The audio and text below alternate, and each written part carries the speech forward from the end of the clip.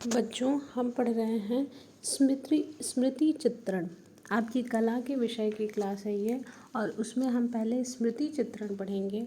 इसमें स्मृति चित्रण में बच्चों, आप ऐसे तो चित्र आकृति बनाना सभी बच्चे जानते हैं, उसको बनाया जाता है फलों आपके मतलब पाठ्य पुस्तक में सब्जियों के, फलों के, घरेलू उपकरणों के, ये सब चीज़ों के आपको चित्र बनाने हैं। परंतु स्मृति चित्रण करने से पूर्व हमें कुछ बातें ध्यान योग्य देने वाली होती हैं। जैसे कि स्मृति का अर्थ क्या होता है, आप सभी समझ ही रहे होंगे। स्मृति मतलब होता है मेमोरी। मेमोरी का अर्थ होता है बच्चों कि आपको जो चीज़ें याद हों, आप एक बार देख लिए उस वस्तु को, उस चित्र को, उसके बाद फिर आप स्वयं अपने दिमाग से बिना उसको देखे हुए आपको अपने कॉपी में बनाना होता है। तो इसमें आपका दिया हुआ है 10 आपके पॉइंट्स दिए हुए हैं बच्चों। आप एक कॉपी ऐसी बनाएंगे जिसमें एक तरफ रूलदार होगा, वहाँ पे आप ये सारी चीज़ें लिखेंगे और फिर वाइट शीट्स आप अपने फाइल में आगे लगाते जाएंगे, जिसमें कि आप चित्रों को बनाते जाएंगे। तो पहला आपका दिया हुआ है, चित्रण कार्य का आरंभ करने से पूर्व हाथों को साफ कर लेना चाहिए।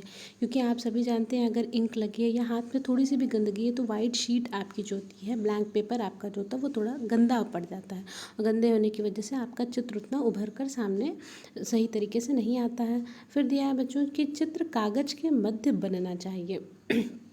आपको चित्र को बीचों बीच बनाना, ये नहीं कि एक किनारे आपने बना दिया, एक एक इधर किनारे बना दिया, है ना। दोनों चित्र बनाने के दोनों तरफ की दूरी जो होती है वो बराबर छोड़ी जानी चाहिए। चित्र में हमेशा पेंसिल का उचित प्रयोग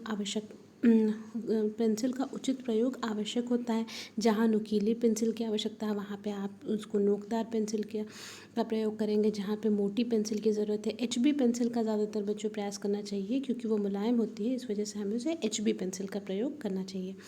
आपकी नटराज की जो HB पेंसिल, HB लिखा होता है उस पर। चौथा आपका बिंदु दिया हुआ है, शुद्ध और सुंदर चित्रण के लिए पेंसिल की नोक बारीक होनी चाहिए। आपको सफाई से बनाने के लिए, बहुत ज़्यादा उसमें स्पष्टता लाने के लिए क्या होना चाहिए, पेंसिल की नोक जो होती है वो बहुत ही बारीक होनी चाहिए।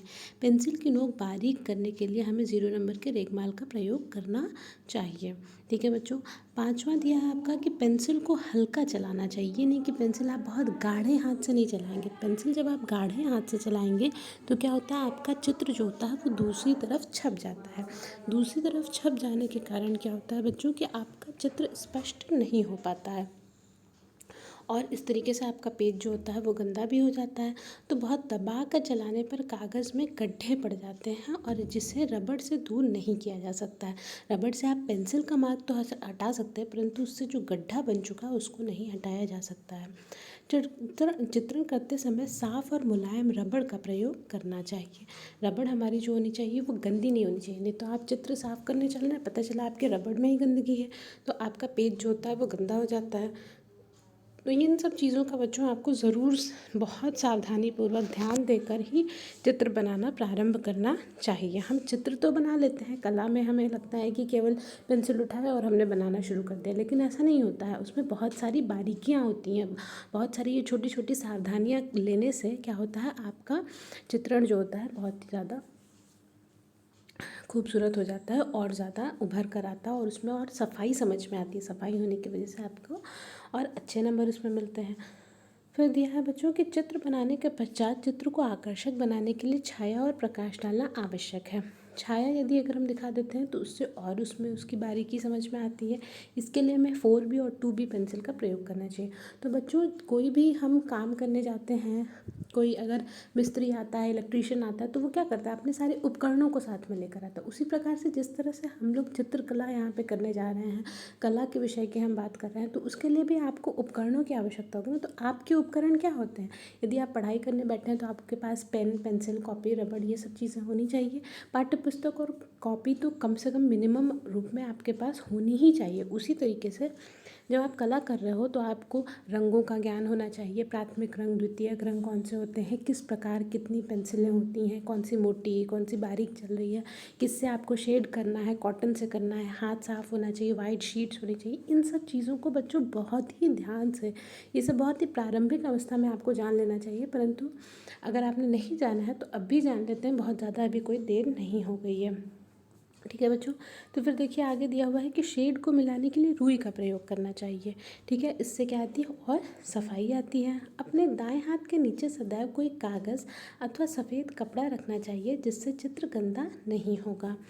और ये सब चीज़ें हमें सिर्फ पढ़नी नहीं है या सिर्फ लिखनी नहीं है, इसको हमें अपने जीवन में प्रयोग में लाना है। आप जब भी चित्र बनाएंगे इन सब चीज़ों को बारीकी से ध्यान में रखते हुए अपना चित्र बनाएंगे। ठीक है, जो भी चीज़ें आपको बताई जा रही हैं। 15 सेंटीमीटर से छोटा नहीं होना चाहिए आपका चित्र। ये नहीं कि कोई बहुत बड़ा बना दिया, एक पेज में पूरा एक चित्र ही बना दिया गया, एक पेज में कभी कभी आप जो है 2-3 ठो बना देते हैं। तो इस तरीके से नहीं करना है, सबकी एक यूनिफॉर्मिटी होनी चाहिए, सब में एक समानता होनी चाहिए, सब लोग एक जैसा करेंगे तभी उसमें अच्छा लगता है।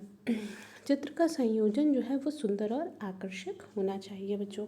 ठीक है बच्चों, तो इस तरह की चीज़ें हम जब जान लेते हैं तो क्या आता है, फिर स्मृति चित्रण में छाया एवं प्रकाश कैसे डाला जाता है उसका भी अलग ही एक महत्वपूर्ण स्थान होता है।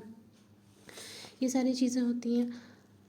फिर उसके बाद आपके अगर हम कोर्स की बात करते हैं सिलेबस में, तो आपके जो है वो सब्जियों के, फलों के, तो कम से कम 2-2 3-3 2-2 फल तो आप सभी 2 फल है, 2 सब्जियां हैं, 2 उपकरण हैं। फिर जो भी चीज़ें आती हैं, ये तो हो गई सिर्फ स्मृति चित्रण की बात। फिर हम आलेखन पर जब आएंगे तब हम आपको रंगों के प्रकार, रंग किस प्रकार के होते हैं, प्राथमिक द्वितीयक रंग वंग जो होते हैं आपको सब बताया जाएगा। ठीक है बच्चों, तो आज आप इतना ये सब कॉपी में नोट कर लेंगे। उसके बाद दूसरे दिन से हम आपको जो है वो आकृति बताएंगे कि कितने प्रकार की आकृति होती है, वृत्ताकार, बेलनाकार, आयताकार।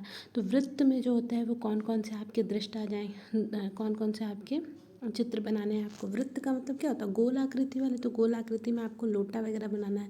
बेलनाकार में आपको बेलन नुमा आपकी जो है आकृति होनी चाहिए, तो उसमें बोतल, थर्मस, बाल्टी इत्यादि होगा। आयताकार में आपको जो वस्तुएं बनानी है उसमें किताब, पुस्तक, इस तरह की चीज़ें आप बना सकते हो। ठीक है, तो ये सब आपको बनाना है बच्चों। और बर्तन वगैरह भी बनाना है, काफ़ी चीज़ें हैं, हमें धीरे धीरे हम एक एक 2-2 चित्र बनाते चलेंगे।